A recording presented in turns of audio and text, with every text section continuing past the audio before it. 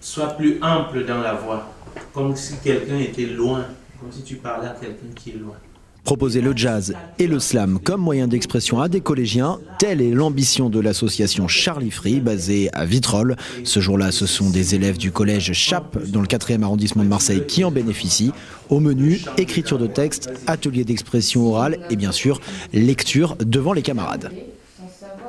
On a bien entendu un pied dans le jazz et les musiques improvisées, mais aussi dans le slam, qui est plus un courant musical qui parle aux élèves. Et ça permet aux élèves de rentrer plus facilement dans ces musiques.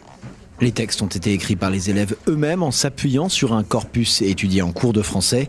Le thème, la dystopie ou contre-utopie, c'est-à-dire l'histoire de mondes imaginaires dans lesquels les libertés ont disparu et le bonheur semble impossible à atteindre.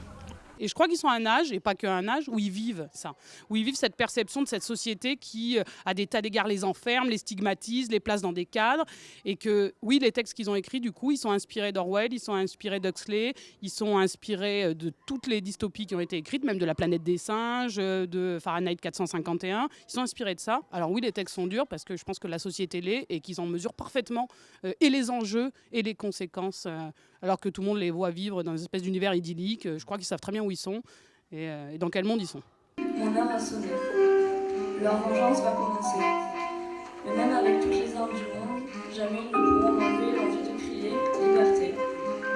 Tout le monde peut écrire un texte et puis tout le monde peut voir comment, en le faisant de façon artistique, ça peut prendre une autre dimension. Et puis surtout, on insiste sur la notion de plaisir. Et donc pour ce qui est de l'histoire du jazz qu'on transmet dans notre travail, on fait ce lien entre l'Afrique, qui est la terre d'origine des esclaves, et ce chant commun, parce que le jazz est venu des champs de coton, des champs de travail, des champs de prière.